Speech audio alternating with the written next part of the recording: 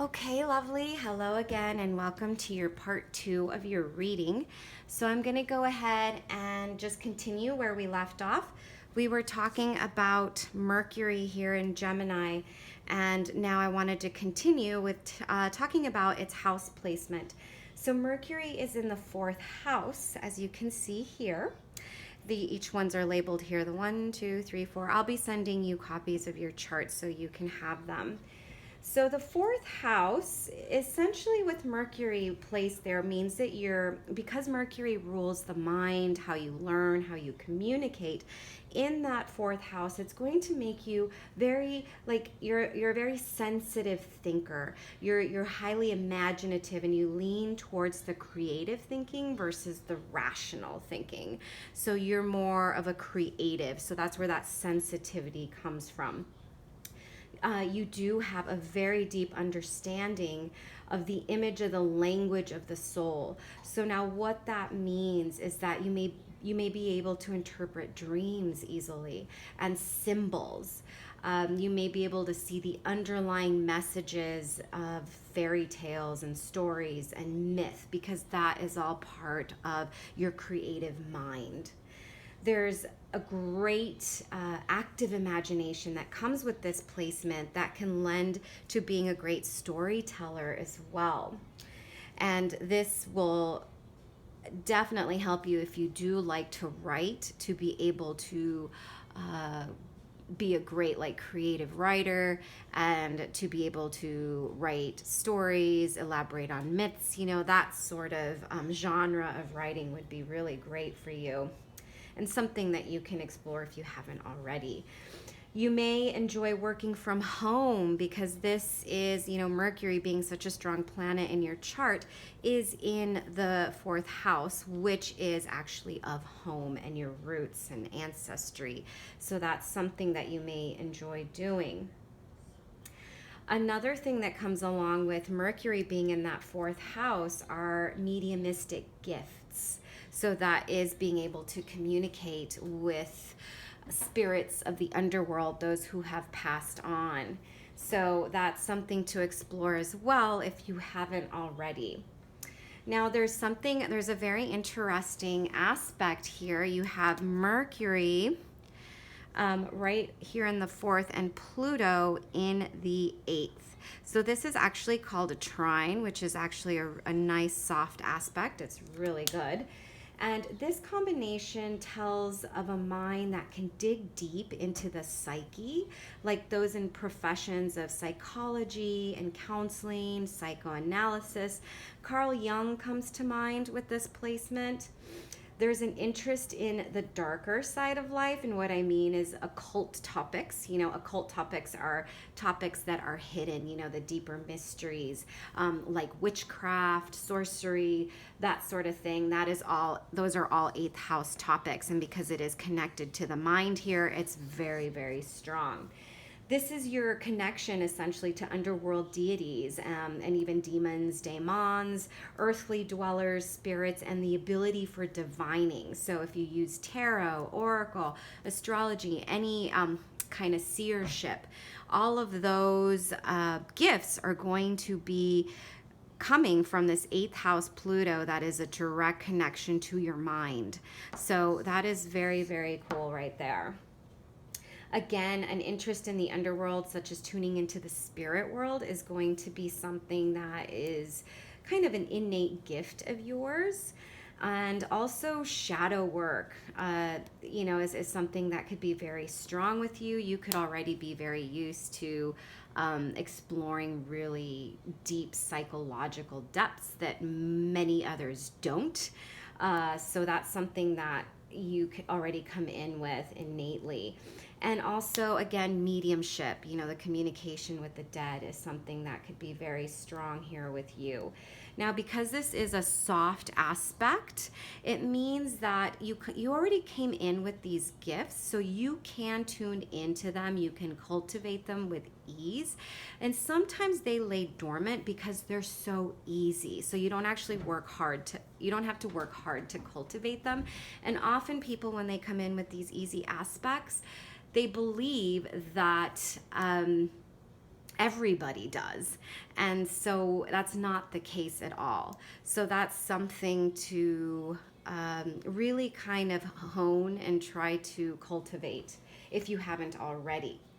Now, the other planet I want to talk about is Venus in your chart. So she is over here.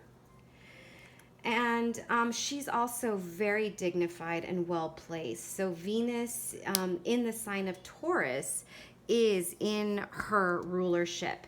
And now she is in the third house. So we talked a little bit already about the third house. So the third house is of communications, the goddess, siblings, the short trips, pretty much what's familiar to you, and learning in school. So since Venus is the ruler of Taurus, she also is in her own terms. These are called Egyptian terms, if you can kind of see these, the little symbols. So she's still in her own terms. So what this means is that she is not only dignified as the ruler of her own house, so she calls all the shots. She's very comfortable here, but she's also in her rulership, meaning that how she expresses herself, particularly for you, because I know you're an artist and a very gifted artist for one, you're going to do things on your own terms. You're going to, what you create and how you even relate, everything that you do is going to be on your terms, and people are going to, because she's so dignified, people are going to really respond to that in a favorable way. So your art, everything that you create, because she's in that position, is going to be well accepted and admired and attract quite a bit of attention. So that's something that's really a blessing and a gift, like a jewel that you have here for your art. Venus here in Taurus, again, this is really a sign of being extremely creative, and it's really the potential to be a very gifted artist, which you and I both know you already are.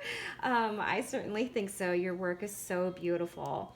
Again, it's a very earthy Venus, very grounded. So she does enjoy the sensual and indulgent sides of life. One thing with Venus in Taurus is that she can get a little too comfortable and sometimes maybe a little lazy, because she's just like, she loves it. She loves the good sides of life, like good food and comfort, you know. So sometimes there could be that struggle to kind of get up and get motivated, you know. So that's kind of like the challenging aspect of Venus, but by no means do I see that as like a bad thing or anything. It's just something that can come with her. She just loves indulgence, right? So that is something with Venus there. However, you know, it really is such a beautiful placement for her, and especially with what you do, it's very fitting with your art. So it's just the part of the expression of Venus in there. So like I said, even enjoying like good, you might even really enjoy good art and good entertainment and music, performances, that sort of thing. Things that are tactile, you know, things that you can touch are something that Venus that really loves, you know, that it's a very affectionate Venus too. So I just love that placement. And she's really close to Jupiter here, which is, you know, as we were talking about, your chart ruler. So this could even be you expressing a lot of that love to others, to those you are close to, and also attracting those who are very giving to you and loving to you. So that is a very beautiful placement there. Now, I want to look over your transits that are important. So let's look here. So this chart is bi-wheel. The inner wheel is your natal chart, which we just discussed. And the outer planets here, this outer wheel, are transits. So what's actually occurring at this time. So the main thing that I'm seeing here that is really important is you are going through a midlife transit that happens around midlife. That's called your Uranus opposition. So as you can see, this is transiting Uranus right now that's going through Taurus. And your natal Uranus is up here in Scorpio at 4 degrees. And as you can see, Uranus is hitting that exact and about to, as you can see in time, I have some dates for you. It will be hitting your Jupiter, your South Node, and then your Sun. There's still quite a few years, a couple of years, but in any event, it's going to trigger a lot of change, and I kind of want to talk a little bit about that. And so I do want to say that in March, it's going to hit your natal Venus at 5 degrees, which is right here. Right now is at 4 degrees. So right now there's going to be quite a bit of change that's going to even affect you even more. So it's kind of like things are falling into place that are creating this I think it's good change. So let me tell you a little bit about Uranus opposition. So what that means, Uranus is the planet of rebellion, of really following your authentic nature, your path. It's going to break away any facade, anything that doesn't have a good root structure in place, that's been kind of shaky, that is really not serving a purpose for you anymore. So if you think about it, we hit midlife and you kind of reach a point of, okay, am I doing what I'm doing because I want to do it or because it's expected of me? So Uranus really comes in and makes you analyze that aspect of your life. And so it can sometimes be a bit of a rude awakening, because if you've been holding on to things because out of security, out of safety, or out of comfort, Uranus can tend to shake it up if it's not something that is benefiting you anymore, or if it's holding you back from pursuing what is going to be most beneficial for you. It's going to shake it up, right?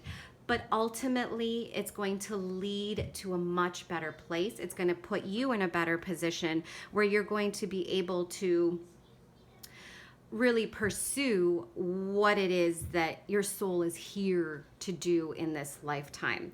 So that is what Uranus does with that midlife transit. And because it's hitting so many of your personal planets, it's hitting, it will be hitting Venus, like I said, in March of 2020. This is definitely going to even impact how you relate to others, how you express your love and your affection to others, and the art that you make. There could be already some changes to the art that you're doing. You might be feeling like you want to do, you're just kind of really coming out of a shell is what I am getting from this, right? All these outer bricks that have been in the way are falling away, and it's just going to be authentically you. So that's what I really love about this. Uranus also is going to break away from social norms. It's very unorthodox because it is about you, okay? It's going to be about your authentic ways, and it's hardly ever what other people expect from us, right? So this is something to really honor, because you've really come to this time of your life where you're realizing, okay, I've already lived quote unquote, approximately half of my life. So what am I going to do with the rest of it? I need to do what's best for you, really, right? You want to express who you are. You want to leave your legacy behind, not society's expectation of you. So Venus, it's going to impact in March of 2020. It'll be at 5 degrees. Now, the other thing, what's going to be very significant is when it impacts Jupiter here. And let me get that date. I did write that down. This is going to be in June of 2020, and it's going to hit it several times because Uranus does go retrograde. So again, June of 2020, September, and October of 2020, and then the last time in April of 2021, it's going to impact this. So again, because we talked about Jupiter being the ruler of your chart because it rules your ascendant, this is even going to be your body, okay? Your appearance. So you can expect even changes to your body, to your appearance, how you appear to others. It could even be like you changing your hair or doing just something different. doing something that maybe you've always wanted to do and you haven't, but now because it's like, you know what, I've really always wanted to have like pink hair, so I'm going to do that. I'm not saying that's what you're going to do, but it's just that sort of thing, right? So it's definitely going to impact how you are perceived by others. And it's just a lot of, it's almost like you really are shedding a skin. That's like the energy that I'm picking up from you. You're like this beautiful, you're like almost in like this cocoon that's coming out of it, and you are just going to have a completely new appearance that's fresh and completely authentically you, which is absolutely beautiful. And I really, really love this. You are also going to experience the conjunction to your sun here, which is also wonderful. And that is actually not going to happen until May of 2022. So that is a ways away. But still, you know, that's still going to be, it's going to come sooner than you think, right? So it's just good to kind of be able to see how this is going to unfold. I didn't really go over the South Node because the South Node, Uranus, essentially with that, anything significant like we talked about, the South Node is kind of like the baggage and gifts that you come in with from previous lives. This could be where things from your past you truly just shed. So just things that you just kind of get rid of. And this is going to happen within the next couple of years. You know, you may feel like, oh my God, I've been hanging on to this forever. This is something I just can't, you know, is no longer needed for you to move forward. So definitely getting rid of things is something that's going to happen for you, which is really exciting because after this Uranus transit for you impacting all these personal planets, you're going to feel lighter and more liberated, and you're just going to be more free. You're going to be you, and you're going to be able to just express yourself more freely. So that's absolutely a beautiful transit. Now, the sun does describe how you shine in the world. So this is going to impact you in that way. You may change how you communicate with others. You may start writing. You may be interacting with the world in a much different way. So this is very, very exciting. What you desire may also change because the sun is about what we want, what we desire, right? So that may change too because you are changing, thus your wants, what you really want to attract and bring into your life, may be also changing.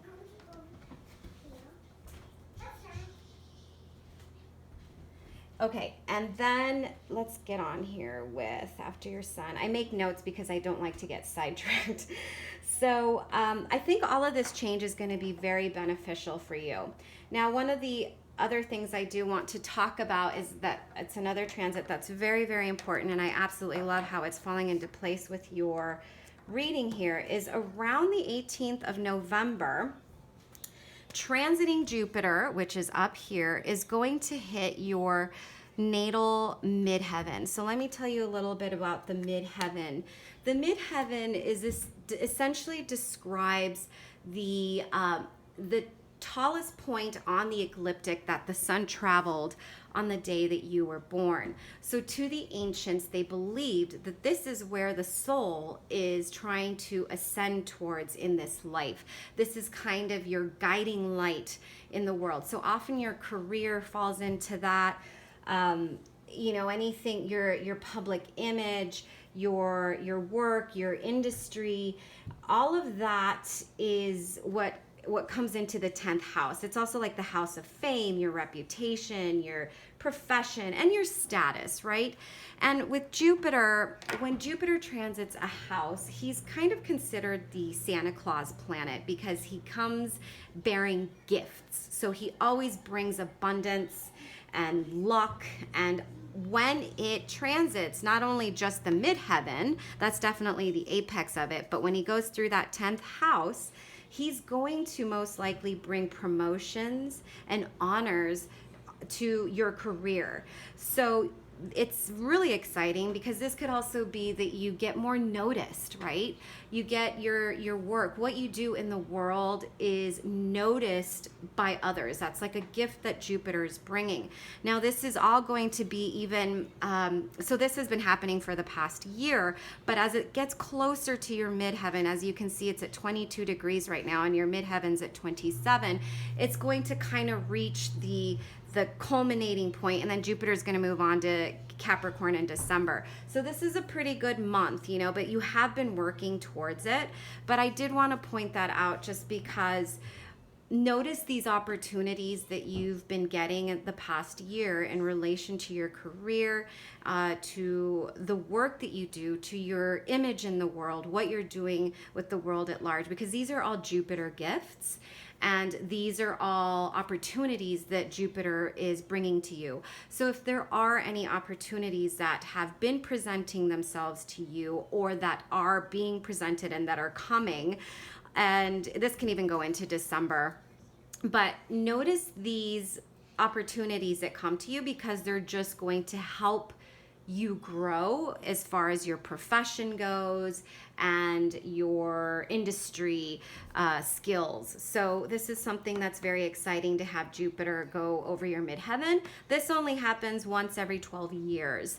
So this is really exciting, and you may still even be able to you'll be benefiting from this for a while, even into next year, because it's going to go into your 11th house of networking and friends. So meeting a lot of people, right? People who are going to support your causes, your dreams, your goals, especially relating to your job, your creative efforts. That's all still coming. So I feel like a lot of people you're going to be meeting within the next year, even a couple of years here, just because Jupiter will be there for the whole year.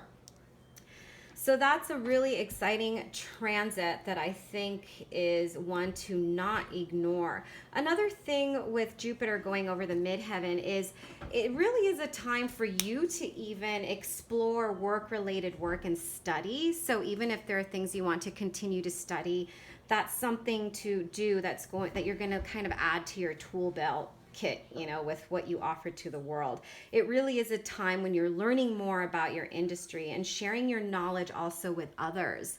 So you can even get into a potential teaching role, or maybe it's something you already do, like help teach others about your craft that you do or what you know. So that is something that is really, really exciting. So I think there are some other things that I did want to talk about. Let's see, what time are we at? These videos get to be so long. I'm going to go just over one more thing that I do think is pretty relevant for you. And that is that in the next year, 2020, you are going to hit a Saturn opposition here. As you can see, this here is transiting Saturn, and here is your natal Saturn.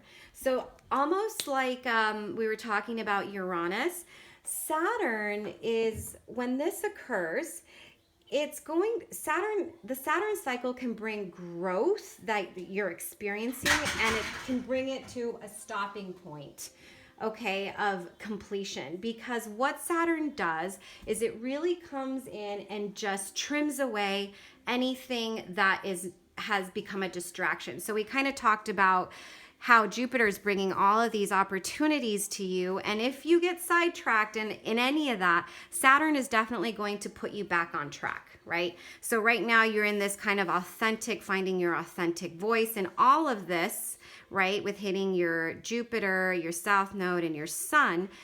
But Saturn is going to essentially keep you on track, which is kind of nice. So if things tend to come to an end quickly, it's because, you know, it was needed in order for you to keep on the path that's going to take you to where you want to go. Now, usually this results in even things, because Saturn takes its time to go around the wheel, sometimes things that you chose, let's say about 14 years ago, can really come to a halt, and you kind of analyze, okay, am I really on the path that I need to be? So essentially, it's just, and another thing that Saturn can do before I go into that is that it can bring added duties to your level of competency. So essentially, you are kind of mastering already something. So we did talk about teaching, and with Saturn there, Saturn can kind of put you in a position where you have more added responsibility that you don't think that you're ready for, but you are. So kind of just put you in a place of kind of like elder, like somebody who counsels, you know, that sort of thing. It can bring that added responsibility. So that's something to definitely watch for. it's really a time where deep insights occur, and sometimes they require for you to make adjustments that pertain to things that really matter to you, that truly, truly matter for you. Because if they don't, Saturn's going to make sure that you just break away from it. So, you also just want to watch. Sometimes, frustrations can happen because they tend to peak usually at that exact opposition. But it usually goes away once you are put more on track on what it is that you're doing. And I feel like with this Uranus happening and Jupiter, you have just these lovely transits falling into place. And I really think that you're going to find some balance in that. So that, I think, is really exciting. You have a lot of great, beautiful transits happening here. The last thing I want to just say here is your progressed moon. I just did want to add it, is here. So a little bit about progressions. I want to cover just the moon because it's significant. You, as I was talking about before, you kind of have been in this cocoon in the past, I would say about 2.5 years, right? It was a time where you were kind of more internalized. And I would say about 2 months ago, your moon, it's called a secondary progressed moon, moved into the sign of Aries. So what that means is that if there was anything that you kind of put on the back burner in the past 2.5 years, especially that was yours, even if you sacrificed yourself in any way, like, you are going to be experiencing more of your emotions and even anger, like becoming easily angry, frustrated. Like, you are really going to be feeling those emotions at the surface, which is why I wanted to talk about this, because I think it's really it's very impactful right now for you.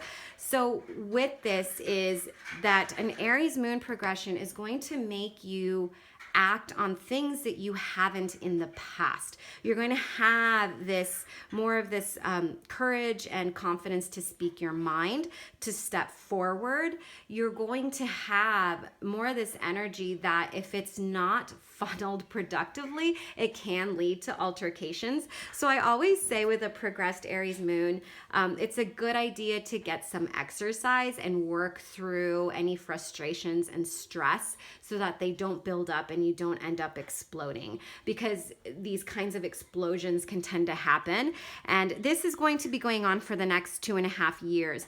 But the whole point of this is you are given this extra energy so that you can confidently act on things that you've been wanting to do and you haven't in the past, because you either lack the confidence, the courage, or for whatever reason you couldn't do it at the time. Like right now, it's really, you are proving to yourself what you're made out of.